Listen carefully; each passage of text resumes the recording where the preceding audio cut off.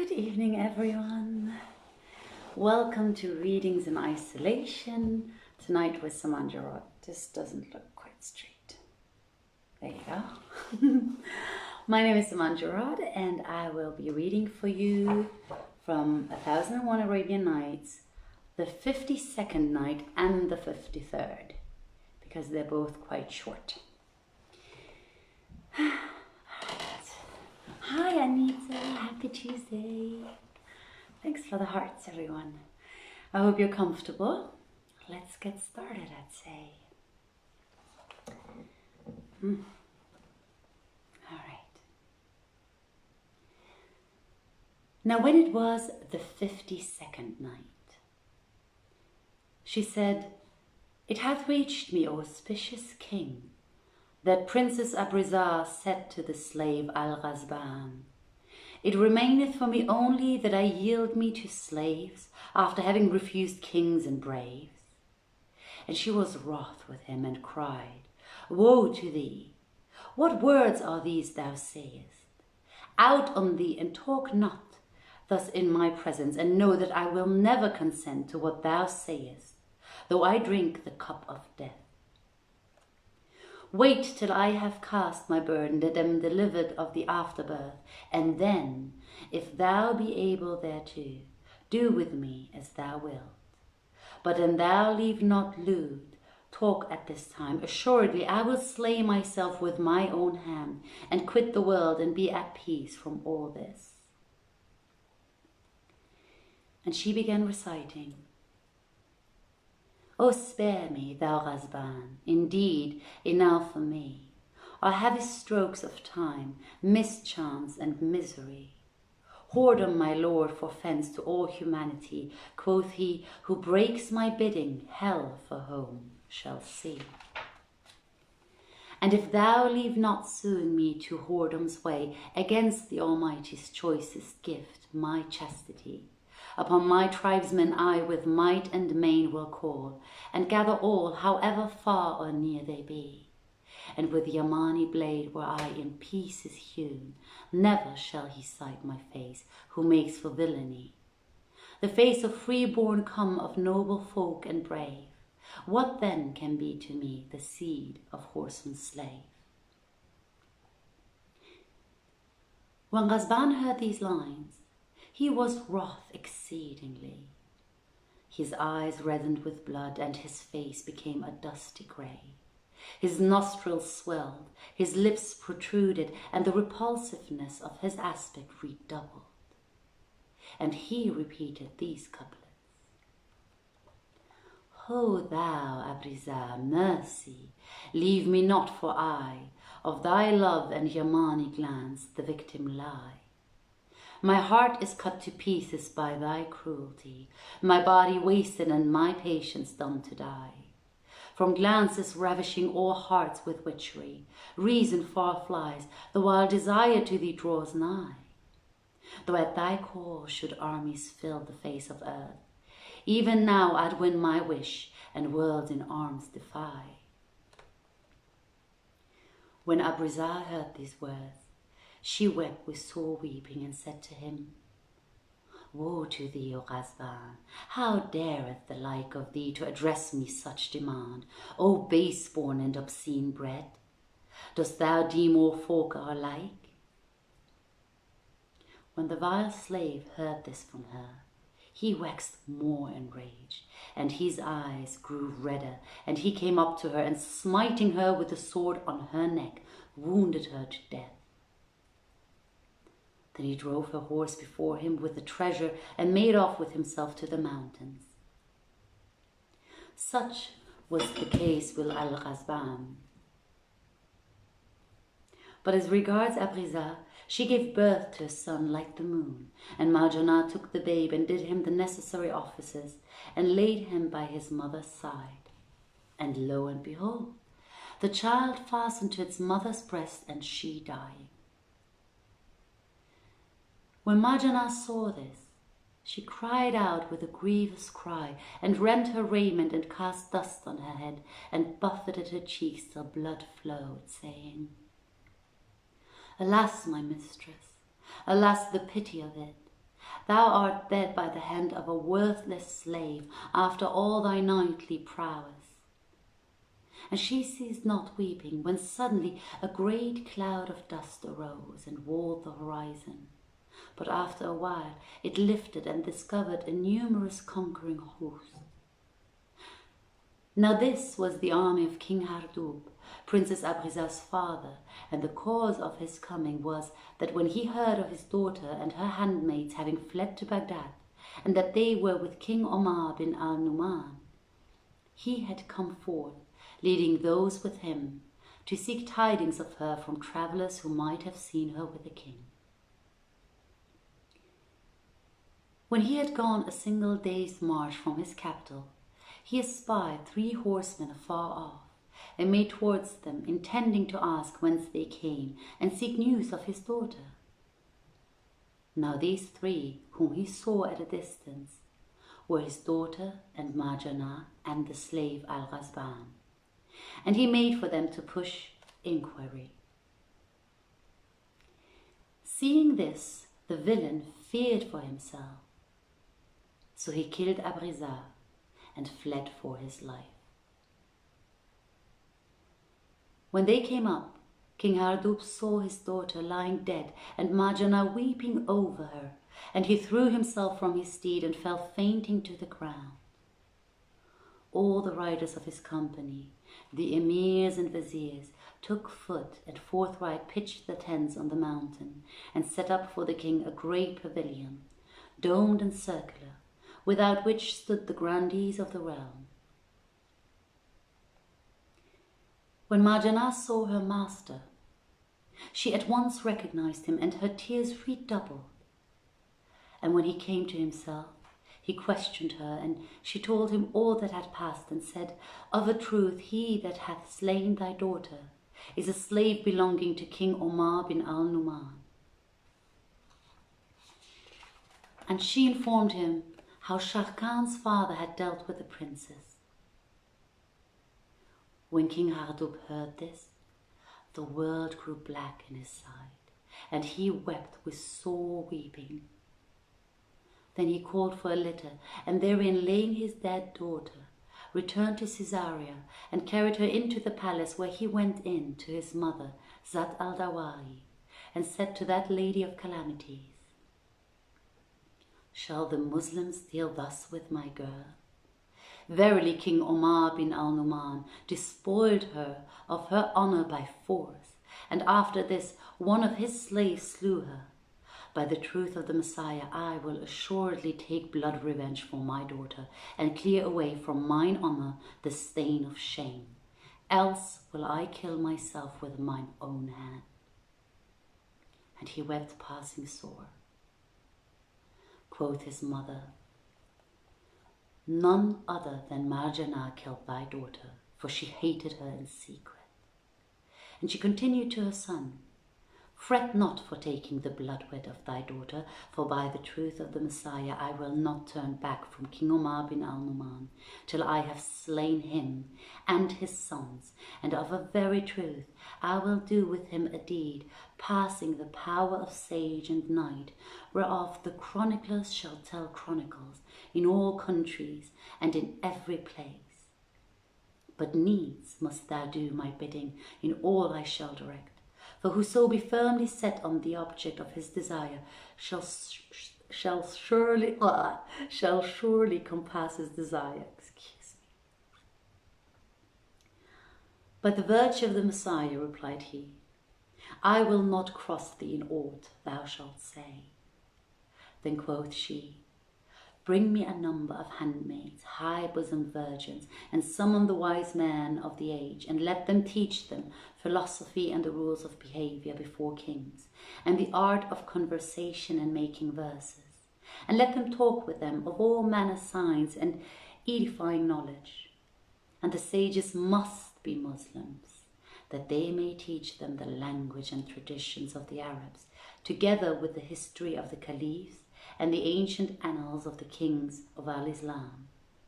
And if we persevere in this for 4 years' space, we shall gain our case. So possess thy soul in patience and wait, for one of the Arabs said, If we take man bold after years, 40 the time were short to ye. When we have taught the girls these things, we shall be able to work our will with our foe, for he doteth on women, and he hath 360 concubines, whereto are now added 100 of the flowers of thy handmaidens, who were with thy daughter, she that hath found mercy.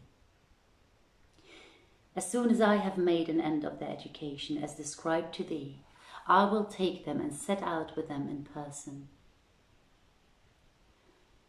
When King Hardub heard his mother's words, he rejoiced and arose and kissed her head, and at once dispatched messengers and couriers to lands sundry and manifold to fetch him Muslim sages. They obeyed his commands and fared to far countries, and thence brought him the sages and the doctors he sought.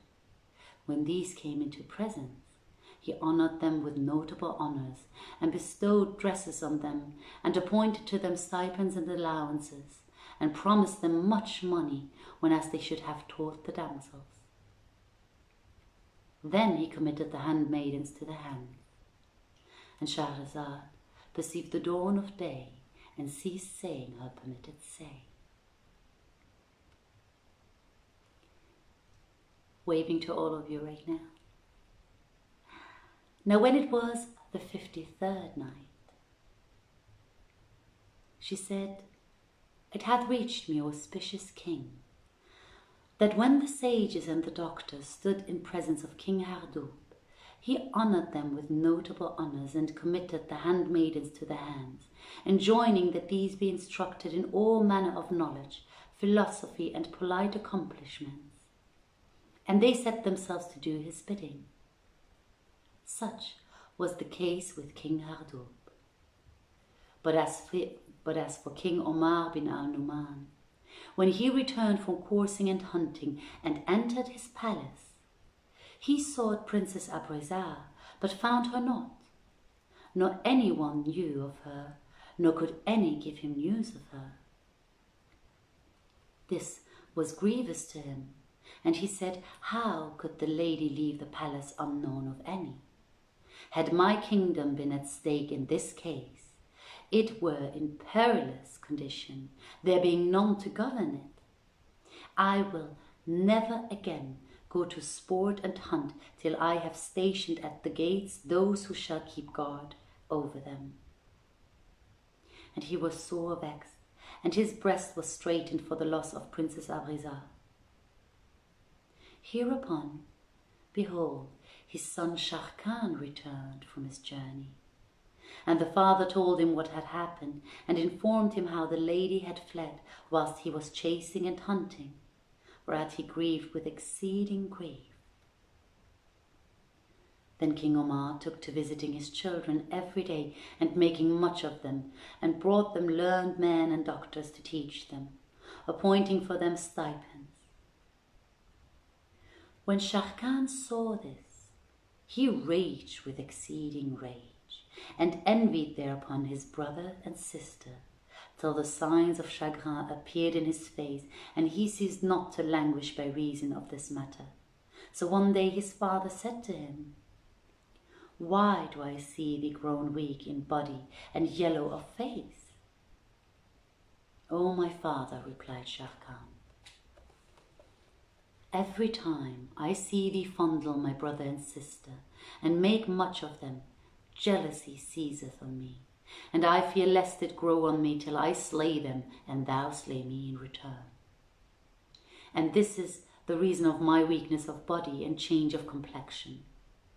But now I crave of thy favour, that thou give me one of thy castles, outlying the rest, that I may abide there the remnant of my life. For as the sayer of bywords saith, Absence from my friend is better and fitter for me, and whatso eye doth not perceive, that garreth not heart to grieve. And he bowed his head towards the ground. When King Omar bin al-Numan heard his words, and knew the cause of his ailment and of his being broken down, he soothed his heart and said to him, O my son, I grant thee this, and I have not in my reign a greater than the castle of Damascus, and the government of it is thine from this time. Thereupon he forthright summoned his secretaries of state, and bade them write Sharrkan's patent of investiture to the viceroyalty of Damascus of Syria. And when they had written it, he equipped him and sent with him the Vizier Dandan, and invested him with the rule and government, and gave him instructions as to policy and regulations, and took leave of him, and the grandees and officers of state did likewise. And he set out with his host.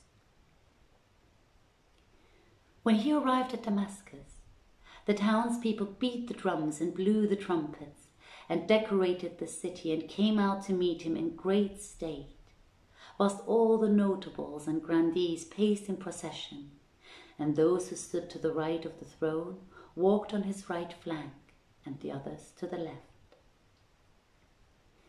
Thus far concerning Sharrkan.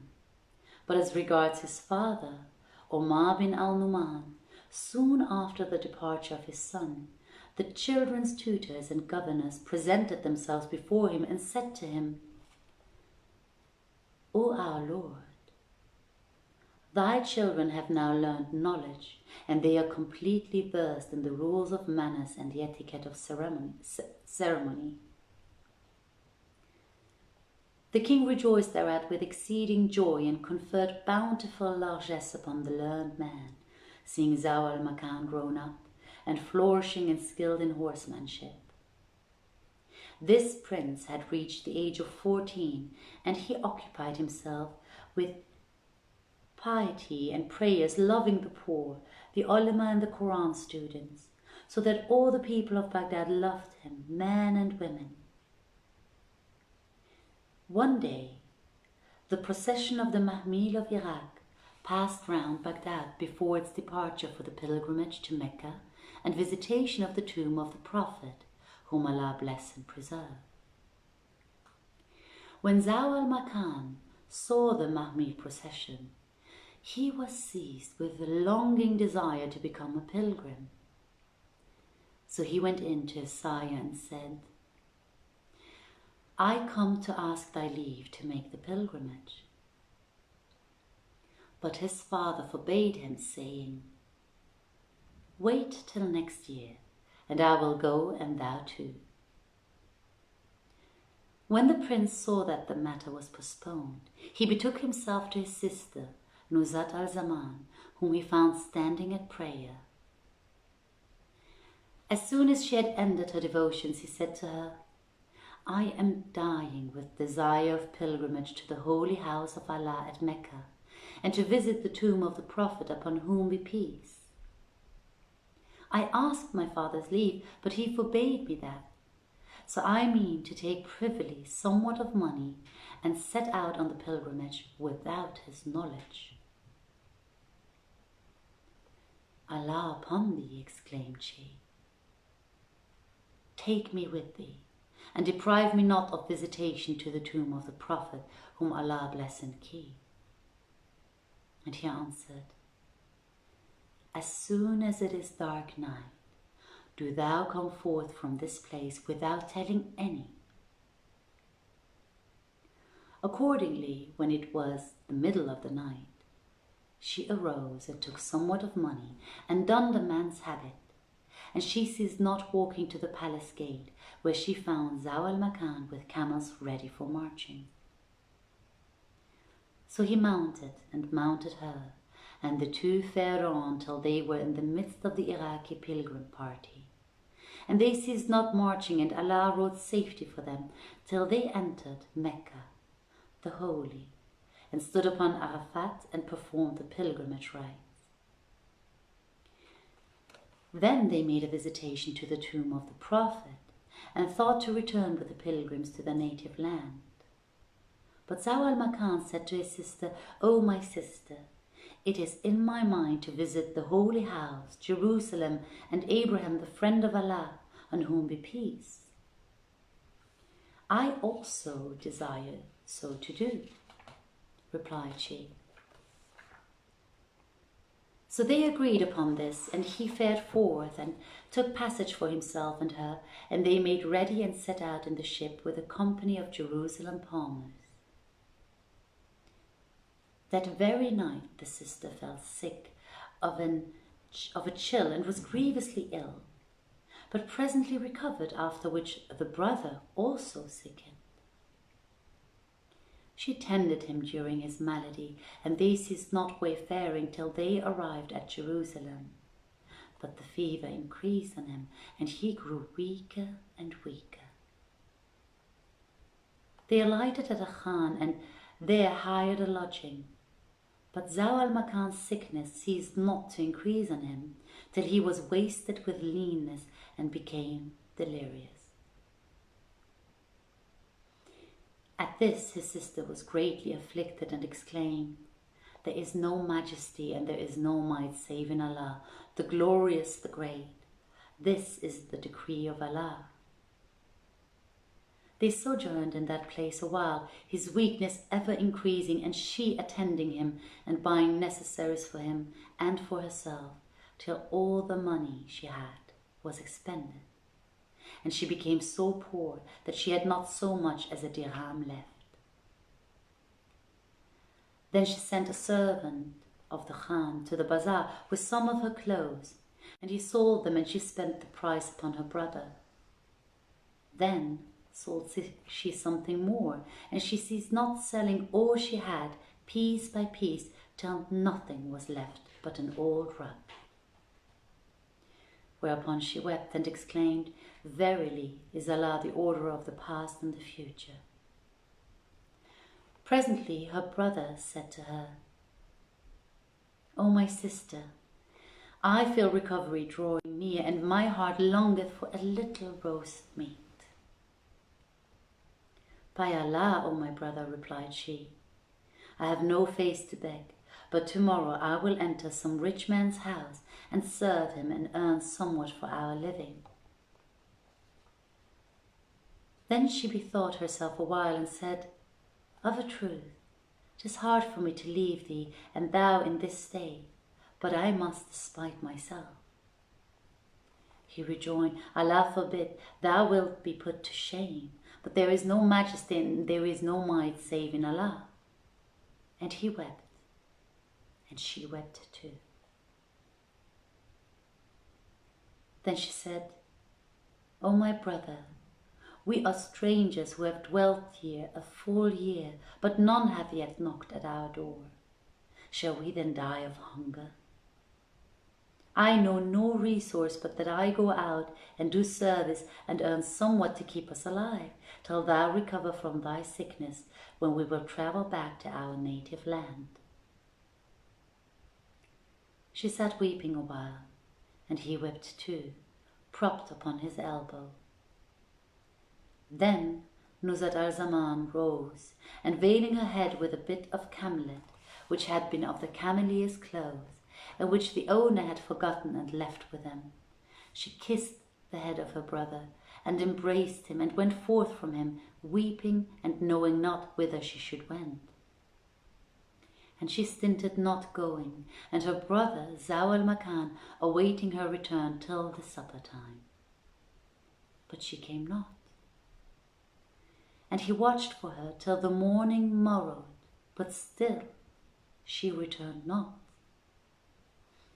And this endured till 2 days went by. He was greatly troubled thereat, and his heart fluttered for her, and hunger was sore upon him.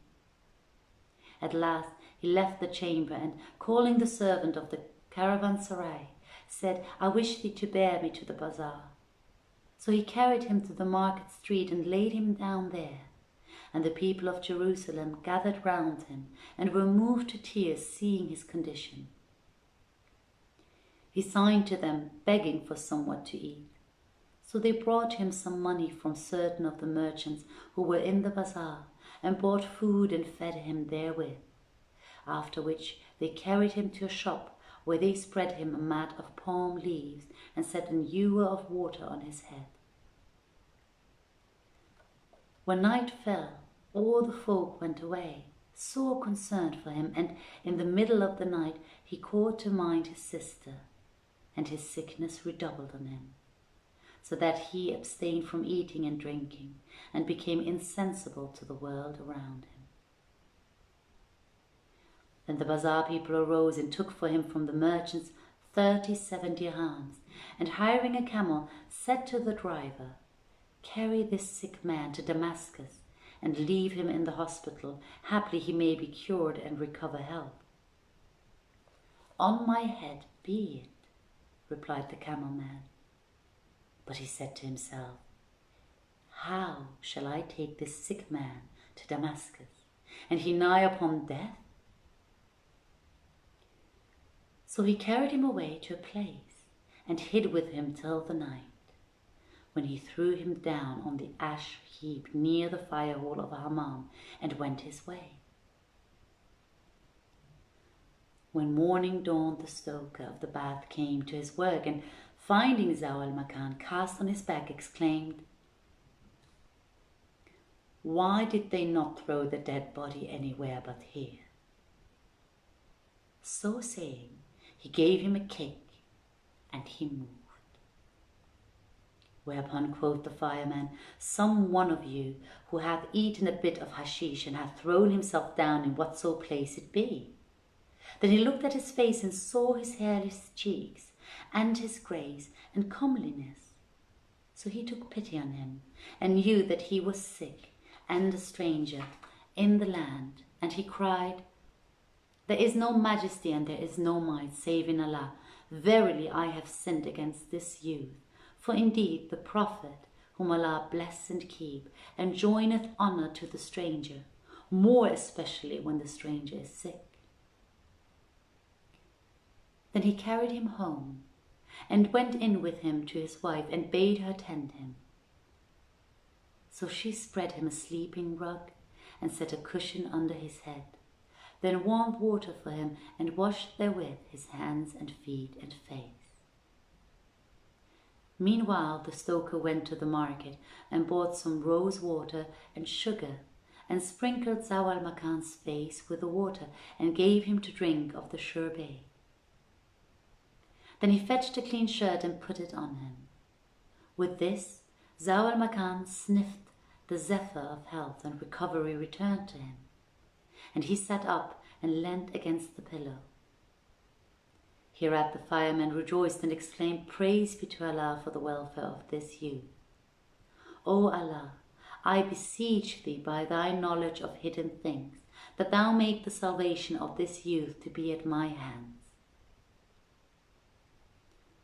And Shahrazad perceived the dawn of day, and ceased to say her permitted say.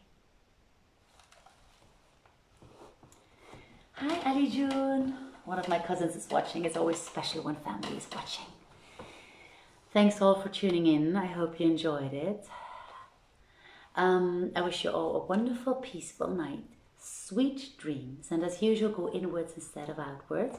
I will respond to your comments shortly. And yeah, that was actually it. Tune in tomorrow to listen to Joanna, who will continue these stories. I can't speak anymore, I'm sorry. And I'm going to have a wonderful good night's sleep too. Thank you all. Bye.